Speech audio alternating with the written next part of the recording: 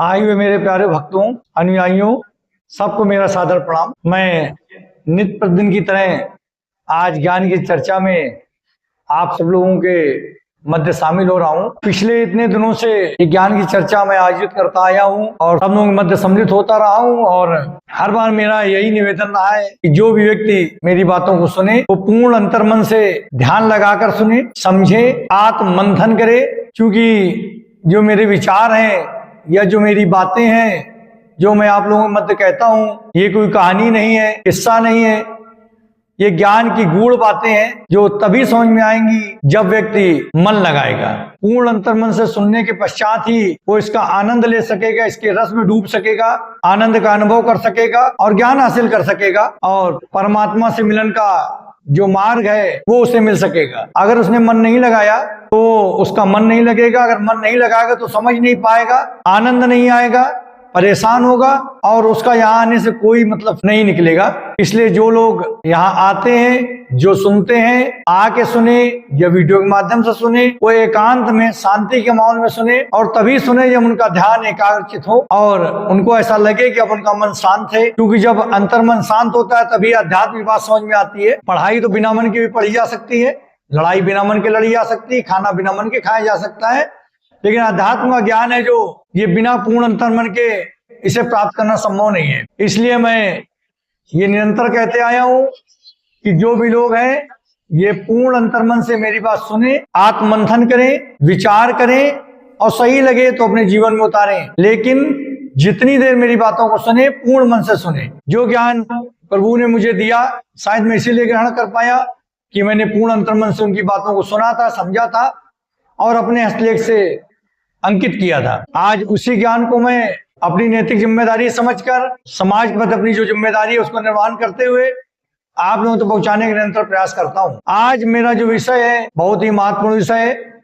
हर व्यक्ति इसको पाना चाहता है, समझना चाहता है, जानना चाहता है, लेकिन शायद सटीक उत्तर उसको नहीं मिल पाता, इसलिए वो इसे खोजता रहता है। भाई किसी व्यक्ति को अगर उसके प्रश्न का उत्तर मिल जाए तो वो खोजेगा नहीं और जब तक नहीं मिलेगा तब तक खोजता रहेगा। तो आज हमारा विषय मोक्ष का मार्ग। मोक्ष कैसे मिले? मोक्ष का मतलब है कि उसे जीवन मृत्यु के जो चक्र है इससे उसको मुक्ति मिल जाए और वो परम धाम को प्राप्त कर सके, यानी बार बार जीवन मृत्यु के फंदे से बच सके और मृत्यु लोक में आने से बच सके, यानी पृथ्वी लोक में आने से बच सके। क्योंकि पृथ्वी लोक को मृत्यु लोक कहा गया है क्योंकि यहीं पे जीव जन्म लेता है और मरता है। शेष किसी भी लोक में व्यक्ति का ना तो जन्म होता है ना मृत्यु होती है, क्योंकि आत्मा अजन्मर होती है और यही शरीर से मुक्त होती है मृत्यु होते समय जीवात्मा के रूप में। तो इसीलिए पृथ्वी लोक को मृत्यु लोक कहा गया है। तो मोक्ष का मतलब है वो जन्म मृत्यु के बंधन से मुक्त हो सके और उसे बार बार न जन्म लेना पड़े ना मृत्यु हो उसकी, इसे मोक्ष कहते हैं। तो अब मोक्ष कैसे मिले, अब इसको हम शुरू से बताते हैं कि भाई कोई भी भक्त है अगर वो अपने परमात्मा से परमात्मा को चाहता है, परमात्मा को पाना चाहता है तो कैसे पा सकता है? प्रेम के माध्यम से। प्रेम ही है जो भक्त को भगवान से मिलाता है, प्रेम ही है जो भक्त को परमात्मा से मिलाता है। जहां प्रेम नहीं वहां मिलन नहीं, वहां तो मिलन संभव ही नहीं। अब बात ये आती है कि लोग पूजा करके परमात्मा को प्राप्त करना चाहते हैं, ईश्वर को प्राप्त करना चाहते हैं। तो अब यहाँ समझने वाली बात है कि पूजा तो मन की साधना है। अब पूजा की तो वही कई विधियां हैं, कोई इस तरह से पूजा करे, ऐसे पूजा करे, वैसे पूजा करे। तो पूजा की तो कई सारी विधियां हैं, लेकिन पूजा तो मन की साधना है। मन की साधना की विधि से क्या लेना देना? इसका मतलब क्या हुआ कि पूजा हम किसी विधि से करते हैं, पूजा करते हैं या नहीं करते हैं, हमें परमात्मा से मिलन में इससे कोई लेना देना नहीं। हम पूजा करेंगे तो भी भगवान हमें प्राप्त होंगे, पूजा नहीं करेंगे तो भी भगवान हमें प्राप्त होंगे। हमें जरूरी क्या है? प्रेम। हमें अपने प्रभु से प्रेम करना चाहिए, स्नेह करना चाहिए। पूजा की कई सारी विधियां हैं, हम जरूरी नहीं किस विधि से करते हैं, हम चाहे पूजा करें और चाहे पूजा ना करें। पूजा मन की साधना है और मन की साधना के विधि से कोई लेना देना नहीं होता। इसका मतलब क्या हुआ कि अगर हमें परमात्मा से मिलना है तो हमारे मन में प्रेम होना चाहिए, केवल प्रेम और केवल प्रेम। हाँ, अगर हम पूजा करना चाहते हैं तो उसके लिए कोई विधि नहीं, हम जैसे चाहे वैसे पूजा करके प्रभु को प्राप्त कर सकते हैं, लेकिन केवल पूजा करके प्रभु को प्राप्त कर ले ये नहीं हो सकता। प्रभु उसी पूजा को स्वीकार करते हैं जिसमें प्रेम और भक्ति होती है। जिस पूजा में सिर्फ विधि ही विधि हो, विधि अनुसार पूजा हो, लेकिन प्रेम और भक्त का प्रेम और भक्ति भाव न हो, वो पूजा को प्रभु स्वीकार नहीं करते। उस पूजा के द्वारा प्रभु भक्त को नहीं मिलते। यानी इसका मतलब क्या है कि विधि चाहे जितनी अच्छी हो पूजा करने की, उससे तुम प्रभु को नहीं पा सकते। तुम्हें अगर प्रभु को पाना है तो उसमें भक्ति और प्रेम भाव होना चाहिए। फिर पूजा की विधि हो या ना हो, यानी विधि जरूरी नहीं है, जरूरी है तो प्रेम और भक्ति भाव, अगर भगवान से मिलना है। अब सवाल ये आता है कि जब हम प्रभु में मन लगाएं तो हमारा मन कहीं और न भटके। भाई जब हम प्रभु में मन लगाने का प्रयास करते हैं तो ये मन बड़ा चंचल है, ये मन तो और कहीं निकल जाता है, किसी और जगह की यात्रा पे। कहा हम यहाँ बैठे हो, मन बंबई चला जाए, मन खाने में चला जाए, मन पीने के लिए चला जाए, मन की यादों में खो जाए, तो हम प्रभु में मन कैसे लगाएंगे? मन एकाग्रचित नहीं है। तो अगर हमें प्रभु में मन लगाना है, ध्यान लगाना है, तो इसके लिए क्या करना चाहिए? इसके लिए सबसे आवश्यक है कि हम पहले एक अचल अवस्था में बैठें। अचल अवस्था में बैठें, फिर अपनी दृष्टि को नाक के अगले हिस्से में इस तरह स्थिर करें, आंख बंद करते हुए अपनी दृष्टि को नाक के अगले हिस्से में इस तरह स्थिर करें कि सारी दिशाओं से हमारा संपर्क टूट जाए। और जब ऐसा हो जाएगा तो हमारा मन फिर एकाग्रचित होगा। यानी अचल बैठकर आंख बंद करके, और अगर हम अपनी दृष्टि को नाक के अगले हिस्से में केंद्रित करते हैं तो हमारा मन सारी दिशाओं से हमारी इंद्रियों का कनेक्शन कट जाएगा, फिर हम एकाग्रचित हो पाएंगे। और मन को एकाग्रचित करने की ये पहला स्टेप है, हमें मन को एकाग्रचित करने का।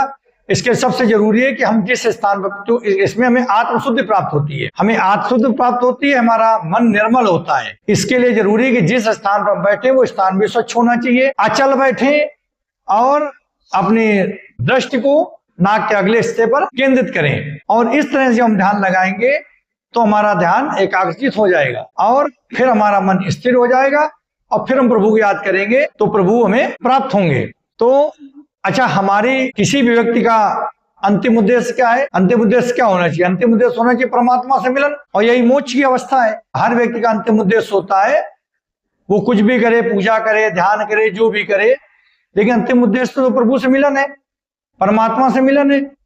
तो परमात्मा से मिलन की हमने विधि बताई, इस विधि को आजमाएं, इस विधि का प्रयोग करेंगे तो निश्चित रूप से आपको परमात्मा से मिलन जरूर होगा जब मन एकाग्रचित होगा। अब इसमें यह भी शर्त है कि भाई व्यक्ति को अपने जीवन में संयमित होना चाहिए। अगर जैसे किसी व्यक्ति की देह उसके काबू में नहीं है तो उसे ध्यान लगाने का फल नहीं मिलेगा। जब देह ही काबू में नहीं है, ध्यान लगाने का फल कैसे मिलेगा? इसका मतलब उसकी देह उसके काबू में होनी चाहिए। यानी वो जब अचल अवस्था में बैठे और ध्यान लगाए, उस समय उसकी पीठ, गर्दन और सर ये एक सीध में होने चाहिए, और फिर ऐसे ध्यान लगा के या ऐसे ध्यान लगा के, और फिर दृष्टि को नाक के अगले हिस्से पर जमाए और स्थिर रखे, तब उसका ध्यान लगेगा। अब दूसरी बात आती है कि मनुष्य को क्या करना चाहिए? उसको संयमित होना चाहिए, हर मामले में संयम का पालन करना चाहिए। जैसे ना वो इतना खाए कि ऐसा लगे वो खाने के लिए जी रहा है, ना इतना कम खाए कि वो हड्डियों का ढांचा बन जाए, ना वो इतना ज्यादा सोए कि ऐसा लगे सोने के लिए पैदा हुआ है, ना इतना कम सोए कि उसे रात्र का ही पता न चले। यानी किसी भी व्यक्ति को अपने जीवन में संयमित होना पड़ेगा। अब सवाल आता है कि जब प्रभु ने इन व्यंजनों की रचना की थी, दिन और रात की रचना की थी, ये तो व्यक्ति मनोरंजन की रचना की थी, व्यक्ति प्रसन्न रहे और जीव जंतु इसका आनंद उठाएं।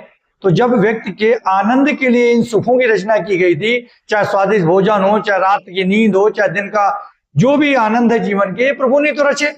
तो फिर प्रभु ये क्यों कहते हैं कि हमें पाना है तो अपने को संयमित करो? यानी भोजन स्वादिष्ट हो फिर भी लिमिटेड खाओ, नींद अच्छी आ रही हो फिर भी लिमिटेड सो।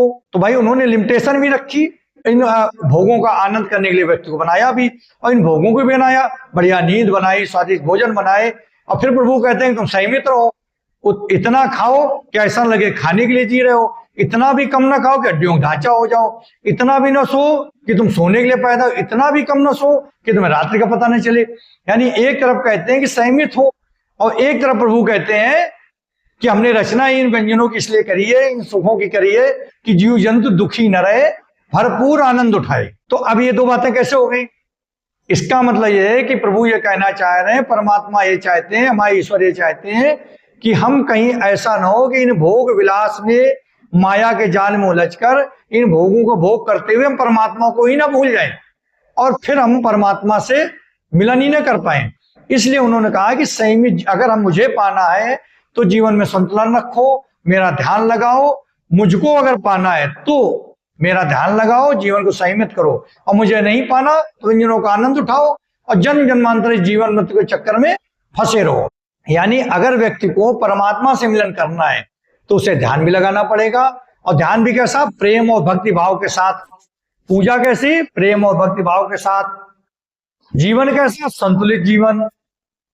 बैठना कैसा? एकांत में बैठना, स्वच्छ जगह पे बैठना, नेत्र बंद करते हुए दृष्टि को अगले हिस्से में रखना और जीवन को संतुलित करना। जब हम अपने जीवन को संतुलित करते हुए प्रभु को याद करेंगे तो हमें परमानंद की प्राप्ति होगी और परमात्मा से मिलन होगा और हमें मोक्ष की प्राप्ति होगी। और हर व्यक्ति के जीवन का अंतिम उद्देश्य मोक्ष की प्राप्ति होनी चाहिए। इसका मतलब अगर हमें परमात्मा नहीं मिलना, मोक्ष नहीं चाहिए, जन्म जन्मांतर में भटकना है, तो हमें किसी भी विधि का पालन करने की कोई जरूरत नहीं। जितना चाहे खाएं, जितना चाहे सोएं, जैसे चाहे बैठे, जैसे चाहे व्यवहार करें, कोई लेना देना नहीं। लेकिन अगर परमात्मा से मिलना है, मोक्ष की प्राप्ति करनी है, तो हमको जो है तो अपने जीवन को संतुलित भी करना होगा। पूजा को विधि के अनुसार करें न करें, लेकिन उसमें प्रेम और भक्ति भाव से ही पूजा करनी होगी। ध्यान भी लगाना होगा और हमको अपने जीवन को संतुलित भी करना होगा। हम उम्मीद करते हैं कि आज मेरे भक्तगण मोक्ष कैसे प्राप्त करने के विषय को अच्छे से समझा होगा। और अगर कहीं भी कोई भी प्रश्न उनके मन में हो तो मुझसे पूछ सकते हैं, टेलीफोन के माध्यम से, कमेंट के माध्यम से। और मैं जहां तक मेरा ज्ञान है, जहां तक मेरे प्रभु ने मुझे ज्ञान दिया है, उस ज्ञान से मैं उनके प्रश्नों का निराकरण करने का प्रयास करेंगे। परम ज्ञानी तो संसार में कोई नहीं, इसलिए मैं भी नहीं हो सकता। परम ज्ञानी तो केवल परमात्मा है। लेकिन जहां तक मेरा ज्ञान है, मैं वहां तक ज्ञान देने का प्रयास करूंगा। आज की ज्ञान की पाठशाला मैं यहीं पर समाप्त करता हूं। ओम नमः शिवाय। जय।